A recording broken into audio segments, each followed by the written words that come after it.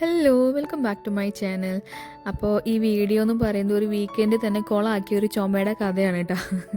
Actually എനിക്ക് ചുമ already ഉണ്ടായിരുന്നു, പക്ഷേ ആ ചുമ കൂടി എന്ന് പറയാം. ഒരു ഫ്രൈഡേ ഒക്കെ ആയപ്പോഴത്തേക്കും എനിക്ക് വല്ലാണ്ട് ബോഡി പെയിനും ഹെഡേക്കൊക്കെ വന്നു. അങ്ങനെ ഓഫീസിൽ പോയ ചേട്ടനെ ഞാൻ തിരിച്ച് വീട്ടിലേക്ക് വരുത്തി.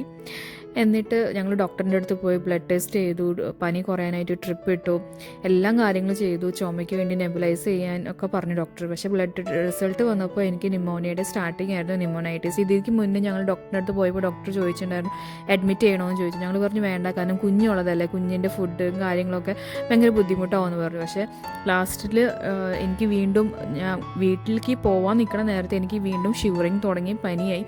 പിന്നെ ഡോക്ടർ ഒട്ടും എന്താ പറയുക ലേറ്റ് ആക്കിയില്ല. അപ്പോൾ ഡോക്ടർ പറഞ്ഞു എന്തായാലും അഡ്മിറ്റ് ആയിക്കോളാൻ പറഞ്ഞു, കാരണം പനി എന്തായാലും 2-3 ദിവസം വിട്ടും പോയി ഇരിക്കുമെന്ന് പറഞ്ഞു. അപ്പോൾ ഞങ്ങൾ പറഞ്ഞു ഓക്കെ എന്ന് പറഞ്ഞു. അങ്ങനെ ഞങ്ങൾ റൂമിൽ വന്നു. ഇത് ഞങ്ങൾക്ക് കിട്ടിയ റൂമാണ്. അപ്പോൾ ഈ റൂമിൽ നിന്ന് നൈറ്റ് വ്യൂ ആണ് ഇത് കണ്ടുകൊണ്ടിരിക്കുന്നത്. അവിടുത്തെ റൂമായാലും ഫുഡായാലും ഒക്കെ നല്ലതായിരുന്നു. പക്ഷേ ഒരു കാര്യം മാത്രം വീണ്ടും ഞങ്ങൾക്ക് ദുഃഖകരമായിരുന്നു. കാരണം ഞങ്ങളുടെ കുഞ്ഞിനെ വീണ്ടും അവിടെ തന്നെ അഡ്മിറ്റ് ചെയ്തു. കാരണം കുഞ്ഞിക്കും ഓൾറെഡി ചെറിയ ചുമയുണ്ടായിരുന്നു, പക്ഷേ അന്ന് കുറച്ചും കൂടി കൂടിയ ആൾക്ക്. അങ്ങനെ അവിടുത്തെ ഡോക്ടറെ തന്നെ കാണിച്ചപ്പോൾ ഡോക്ടർ പറഞ്ഞു കുഞ്ഞിനെയും കൂടി അഡ്മിറ്റ് ചെയ്തോളാം, കാരണം അമ്മയ്ക്കുള്ള കാരണം കുഞ്ഞിക്ക് എന്തായാലും വരുമെന്ന് പറഞ്ഞു. അങ്ങനെ കുഞ്ഞിക്കും അവിടെ എൻ്റെ റൂമിൽ തന്നെ ഒരു ബെഡ് ഇട്ട് സെറ്റ് ചെയ്തു. പക്ഷേ കുഞ്ഞിക്ക് വെയിൻ കിട്ടാൻ ഭയങ്കര പാടായിരുന്നു.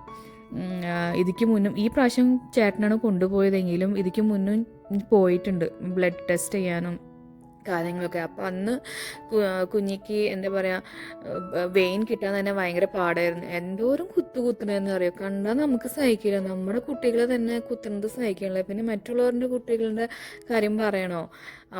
നമുക്ക് എല്ലാം കുട്ടികളും ഒരേപോലെ തന്നെയല്ലേ. എന്ത് കരച്ചിലായിരുന്നു എന്നറിയോ. അങ്ങനെ റൂമിൽ തന്നെയായിരുന്നു. പക്ഷെ ആശാന് ആ ഒരു കുത്തണ ഒരു വേദന ഉണ്ടായിരുന്നെങ്കിലും ബാക്കി ടൈം ഫുള്ള് ആശാൻ കളിയായിരുന്നു. ഞങ്ങൾക്കായിരുന്നു പേടി കൂടുതൽ, കാരണം അവൻ്റെ കാലുമ കുത്തിയിരിക്കുന്ന സൂചി വളയോ അല്ലെങ്കിൽ അവന് വേദന എടുക്കുമോ എന്നുള്ളൊരു ഇതായിരുന്നു. പക്ഷെ ആശാൻ കൂളായിരുന്നു. അങ്ങനെ നൈറ്റ് ചേട്ടനും ജോക്കുട്ടനും ഒക്കെ പുറത്തുനിന്നായിരുന്നു ഫുഡ് കിട്ടുക. അപ്പോൾ അവർക്ക് എന്ത് വേണമെങ്കിലും കഴിക്കാമല്ലോ, പിസി ആയാലും എന്ത് വേണമെങ്കിലും കഴിക്കാം. അപ്പോൾ എനിക്കും കുഞ്ഞിക്കുള്ള ഫുഡ് ഹോസ്പിറ്റലിൽ നിന്ന് തന്നെയായിരുന്നു.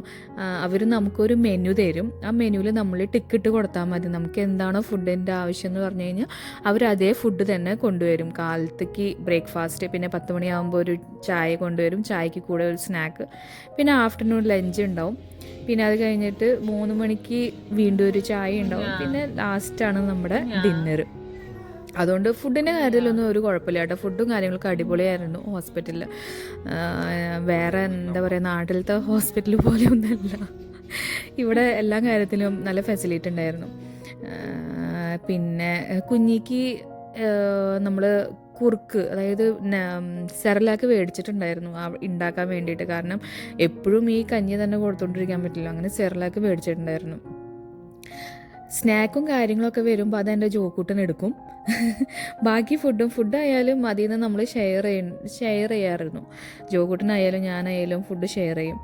പിന്നെ പിന്നെ ഒരു ടൈമൊക്കെ ആയപ്പോഴത്തേക്കും കുഞ്ഞിക്ക് ട്രിപ്പ് ഇടേണ്ട കാര്യത്തിൽ വരുമ്പോൾ ഭയങ്കര ബുദ്ധിമുട്ടായിരുന്നു. കാരണം അവൻ കാലിട്ട് അങ്ങോട്ടും ഇങ്ങോട്ടും ഇളക്കുമ്പോൾ ആ ട്രിപ്പ് ശരിക്കും കയറില്ല. അതും ഒരു ഭയങ്കര ബുദ്ധിമുട്ട് തന്നെയായിരുന്നു. പക്ഷെ എന്നാലും കുഴപ്പമില്ല, എന്തായാലും നമുക്ക് അസുഖം മാറ്റിയെടുക്കണമല്ലോ. അപ്പോൾ അതിനു വേണ്ടി എന്തും സഹിക്കുക എന്നുള്ള ഒരു ഭാവമായിരുന്നു. അങ്ങനെ ലാസ്റ്റൊക്കെ ആയപ്പോഴത്തേക്കും ഞങ്ങൾ ഡോക്ടറിൻ്റെ അടുത്ത് ചോദിച്ചു നമുക്ക് പോകാൻ പറ്റുമോ എന്നൊക്കെ ചോദിച്ചു. അപ്പോൾ ഡോക്ടർ പറഞ്ഞു ഒരു ദിവസം കൂടി കിടക്ക് നോക്കട്ടെ എന്ന് പറഞ്ഞു.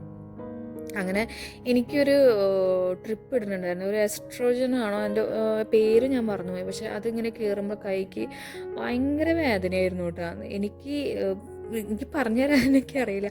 അത് തൊടുമ്പോൾ തന്നെ ഭയങ്കര വേദനയായിരുന്നു. ലാസ്റ്റ് ഞാൻ സിസ്റ്ററിൻ്റെ അടുത്ത് പറഞ്ഞു എനിക്ക് പറ്റില്ല, ഇത് ഊരിക്കോളാൻ പറഞ്ഞു. പിന്നെ ലാസ്റ്റ് ഡേ ഒക്കെ ആയപ്പോഴത്തേക്കും പോണ്ട ഒരു സന്തോഷവും എല്ലാവരും കൂടിയായിരുന്നു. ഇത് എന്താ പറയുക, പുള്ളി ജയിലിൻ്റെ അകത്ത് കിടക്കണ പോലെയാണ്. ഒരു റൂമിൻ്റെ ഉള്ളിൽ തന്നെ ഹോസ്പിറ്റലിൽ 3 ദിവസമൊക്കെ കിടക്കാമെന്ന് പറഞ്ഞാൽ. പക്ഷെ എന്നാലും കുഴപ്പമില്ല, നമുക്ക് TV ഉണ്ടായിരുന്നു, നെറ്റ് ഉണ്ടായിരുന്നു, പുറത്തെ കാഴ്ചകൾ കാണാം, ആ ഒരു സംഭവം കാര്യങ്ങളൊക്കെ ഉണ്ട്. പക്ഷേ ഇതൊന്നും ഇല്ലാണ്ട് കുറേ ആൾക്കാരുണ്ടല്ലോ, അപ്പോൾ അവരുടെ കാര്യമൊക്കെ ആലോചിക്കുമ്പോൾ ഭയങ്കര ഇത് തോന്നും നമുക്ക്. അങ്ങനെയാണ് നമ്മുടെ 3 ദിവസത്തെ ഒരു വിശേഷങ്ങൾ ഫുള്ള് കഴിഞ്ഞു പോയത്. പക്ഷെ എന്നാലും കുഴപ്പമുണ്ടായില്ല. എനിക്ക് ഇപ്പോഴും ഇത്തിരി ഒരു ചുമയുടെ ഒരു ഇതുണ്ട്, പക്ഷെ എന്നാലും കുഴപ്പമില്ല. മരുന്നും കാര്യങ്ങളുണ്ട്, കഴിക്കുന്നുണ്ട്. അപ്പോൾ അത് ടൈം ടു ടൈം മാറും, കുഴപ്പമില്ല. അങ്ങനെ ലാസ്റ്റ് പോവാൻ ഉള്ള സന്തോഷത്തിലാണ് ഞങ്ങൾ. അപ്പോൾ എല്ലാവർക്കും വീഡിയോ ഇഷ്ടമായെന്ന് ഞാൻ വിചാരിക്കുന്നു. എല്ലാവരും ലൈക്ക് ചെയ്യുക, സബ്സ്ക്രൈബ് ചെയ്യുക. Thank you and bye bye.